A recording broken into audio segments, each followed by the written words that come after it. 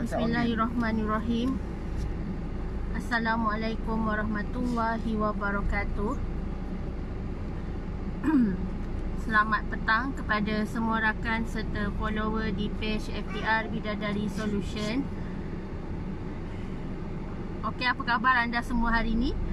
Soleh doakan agar semuanya dalam keadaan sihat walafiat, sentiasa diberikan kemudahan dan juga kelancaran dalam setiap urusan yang kalian lakukan, insya-Allah dipermudahkan oleh Allah Subhanahu Wa Taala. Okey, hari ini merupakan sharing ilmu daripada Solehah hari yang ke-209 pada sesi tahun 2021 ni. Alhamdulillah. Tajuk kita hari ini adalah kekuasaan Allah pentadbir alam ini. Okey, sebelum tu Soleh minta tolong kepada anda semua, tolong share dan tolong kongsikan Soleh punya link page live pada hari ini supaya lebih ramai orang yang akan dapat manfaat daripada perkongsian ilmu yang berkat, insya-Allah. Okey. Hai Umi Afan, Kalisha, Umaira, hai semua yang join live pada hari ini. Okey, jom kita selawat dahulu dan berdoa semoga Allah memberkati majlis ilmu kita pada hari ini, insya-Allah. Allahumma salli ala Sayyidina Muhammad wa ala alihi Muhammad. Allahumma salli ala Sayyidina Muhammad wa ala alihi Muhammad. Allahumma salli ala Sayyidina Muhammad wa ala alihi Muhammad.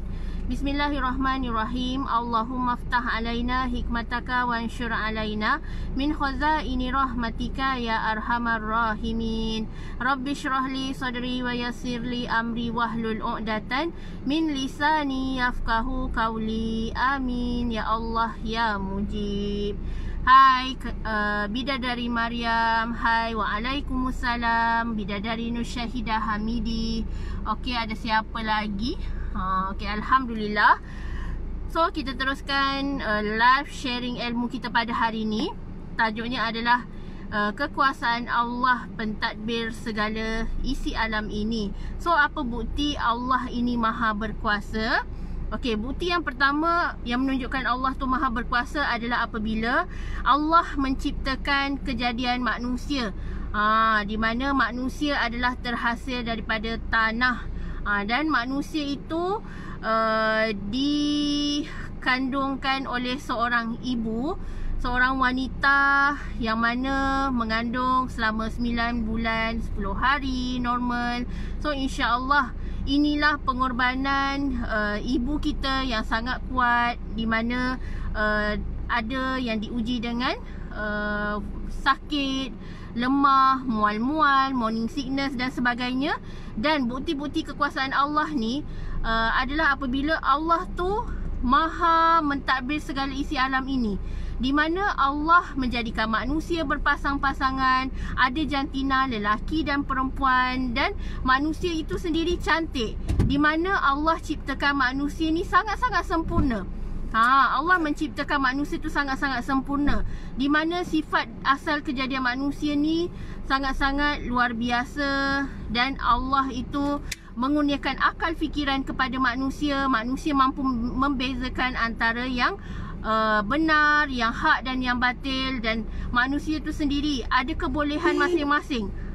Ada kebolehan masing-masing, di mana bila kita nyamuk kacau. So di mana bila Allah ciptakan kita ni ada kebolehan masing-masing. Macam kanak-kanak seawal usia bayi kan, bayi dah pandai merangkak, bayi ada yang dah pandai bercakap, dah pandai bunyi-bunyi kan. Macam anak Soleh sendiri yang berumur 3 tahun dah pandai dah nak perhatian, dah pandai dah minta itu ini, dah mula dah petah berkata-kata. So itulah bukti kejadian dan kekuasaan Allah Subhanahu Wa Taala menjadikan manusia ni sangat-sangat sempurna. Ada fitrah-fitrah manusia seawal usia, kanak-kanak macam mana, remaja macam mana, dewasa macam mana, bila dah lanjut usia macam mana, warga emas. So Allah tu maha adil, Allah tu maha berkuasa. Okey, bukti yang kedua adalah Allah menciptakan kejadian siang dan malam. Sebab tu Allah menjadikan kita fitrah ni siang untuk kita bekerja, dan malam untuk kita berehat, malam untuk kita beribadah, malam untuk kita beristirahat dan menyantuni keluarga-keluarga kita. So insya-Allah Bila kita menghargai setiap masa yang Allah beri ni, siang dan malam silih berganti, insya-Allah macam-macam aktiviti dan perkara berfaedah yang kita boleh lakukan setiap hari, insya-Allah. Lagi kita bersyukur, lagi Allah berkatkan masa kita. Kita macam mana nak dapatkan keberkatan masa? Masa kita yang berkat ni Allah beri andai kita pandai menjaga serta menghargai masa. Wal'as, demi masa. Sesungguhnya manusia itu dalam kerugian kecuali mereka yang beriman, yang beramal soleh. Dan insya-Allah bila kita hargai masa, kita jaga keberkatan masa, lancar je. 24 jam tu kita boleh buat macam-macam perkara. Jangan kita risau masa tak cukup, sibuk. Jangan kita terlampau kejarkan keduniaan, sibuk dengan dunia sehingga kita abaikan akhirat kita. So bila manusia tu, bila dia mula abaikan akhirat dia, sebab itulah hidup dia banyak kebocoran, banyak berlaku hati gelisah, hati tak tenang, jiwa tak tenteram, sibuk dengan dunia tetapi tak ada keberkatan. Kita tak nak macam tu. Biarlah kita sibuk kejar akhirat, namun hidup kita bahagia, tenang, kita rasa happy, kita rasa seronok dengan nikmat hidup dan nikmat Allah bagi siang dan malam tu, insya-Allah kita hargai sebaik-baiknya. Okey, yang seterusnya, kejadian binatang. Binatang. Anda boleh lihat bagaimana dekat dunia ni banyak sangat binatang, haiwan yang Allah ciptakan. Daripada kisah sebagaimana kisah pada zaman Nabi Nuh, di mana binatang naik kapal untuk menyelamatkan mereka. So Nabi Nuh mencipta kapal yang sangat besar. Kapal yang sangat besar. Orang yang beriman akan naik kapal, tetapi orang yang tak nak percaya apa yang Nabi Nuh cakapkan, apa yang Allah perintahkan, siapa yang beriman dan beramal soleh, mereka memilih untuk masuk ke dalam kapal yang telah dibina. Lalu berlakulah banjir besar, banjir yang sangat dahsyat, di mana orang yang berada di dalam kapal je yang selamat. Binatang-binatang masing-masing masuk berpasang-pasangan.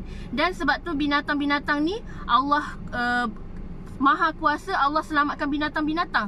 Ialah binatang tak berdosa, binatang tak ada akal, tetapi binatang-binatang ni Allah pelihara, Allah lindungi untuk mentadbir, untuk mengimarahkan. Ialah bumi kita ni ada flora, ada fauna. Kalau hidup dekat dunia ni tak ada binatang, hanya ada manusia, tak jadi juga dunia ni kan. So Allah sendiri tu maha berkuasa.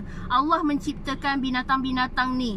Dan ada dikatakan satu ayat Al-Quran di mana bila hari kiamat muncul nanti, hampir-hampir di hujung-hujung kita, di hujung-hujung dunia nanti, lalu ada binatang boleh berkata-kata, binatang melata, binatang seperti di dalam ayat Al-Quran tu, anda boleh hayati isi tafsirnya. Sangat-sangat menarik dan sangat-sangat menyentuh hati kita, di mana Allah tu maha adil. Allah ciptakan, ada satu saat nanti kita boleh melihat kalau kita ditakdirkan, dan mungkin cucu kita tak tahu, keturunan kita di bawah-bawah ke, wallahu alam, tetapi saat tu memang akan tiba di mana binatang boleh berkata-kata, dan insya-Allah itulah bukti kekuasaan Allah Subhanahu Wa Taala. Okey, seterusnya adalah kejadian planet dan angkasa-angkasa lepas. Angkasa lepas kan banyak planet kan. Planet berputar di atas paksinya sendiri. Cuba bayangkan kalau semua planet-planet itu tak ada paksi, habis berterabur, bergoncang, tak stabil. So Allah tu maha berkuasa menciptakan segala isi alam ni dengan sangat sempurna, tiada cacat celanya, sehingga kan bila berlaku tiupan sangkakala pertama, kedua nanti, barulah gunung ganang berterbangan, bukit bakau semuanya, dan bumi kita menjadi seperti padang jarak, padang terkukuh, semua kosong.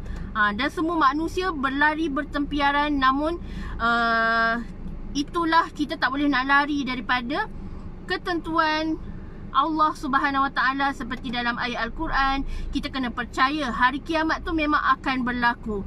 Dan Allah tu sangat-sangat adil. Allah menciptakan segala planet, ada kita ada matahari, bulan, bumi. Kita bumi pun ada darat dan lautan. So itu adalah bukti-bukti kekuasaan Allah. Sebab tu kita jangan orang nak belajar sains kan. Belajar sains itu adalah hukum-hukum di dalam Al-Quran, ilmu di dalam Al-Quran.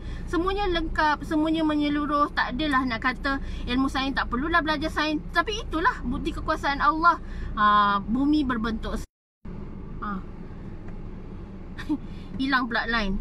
Okey, ya, seterusnya Allah menciptakan kejadian Al-Quran. Di mana penurunan Al-Quran diturunkan secara berperingkat-peringkat, di mana melalui perantaraan daripada malaikat Jibril, lalu diwahyukan kepada Nabi Muhammad sallallahu alaihi wasallam, dan Nabi Muhammad diperintahkan oleh Allah Subhanahu wa taala dalam surah yang pertama, Iqra, bacalah. Iqra bismi rabbikal ladzi khalaq. Ini adalah perintah dan firman Allah Subhanahu wa taala, di mana Allah memerintahkan kewajipan kita untuk membaca. Rasulullah sallallahu alaihi wasallam adalah seorang yang ummi, di mana tidak tahu membaca, tidak tahu menulis. Namun kelebihan yang diberikan kepada Rasul yang terakhir ni adalah Rasulullah sallallahu alaihi wasallam sentiasa memiliki akhlak yang baik, ilmu yang tinggi, dan insya-Allah menjadi teladan dan pedoman kepada seluruh manusia hinggalah hari kiamat. So Rasulullah adalah qudwah hasanah. Rasulullah adalah role model yang menjadi ikutan kita sepanjang zaman, insya-Allah. Itu adalah antara, orang kata, bila Allah turunkan ayat Al-Quran ni, sebenarnya ada sebab-sebab nuzulnya. Contoh kejadian waktu hari kiamat nanti, Allah menceritakan bagaimana berlakunya kiamat.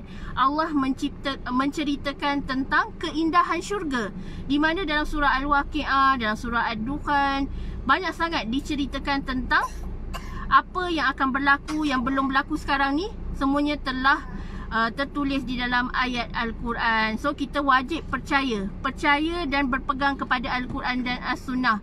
Dan bila kita hidup dekat dunia ni, kita tidak menafikan Al-Quran dan As-Sunnah, insya-Allah Al-Quran dan As-Sunnah ni akan menyelamatkan kita daripada kesesatan selagi kita berpegang dan kita tidak menyeleweng, insya-Allah.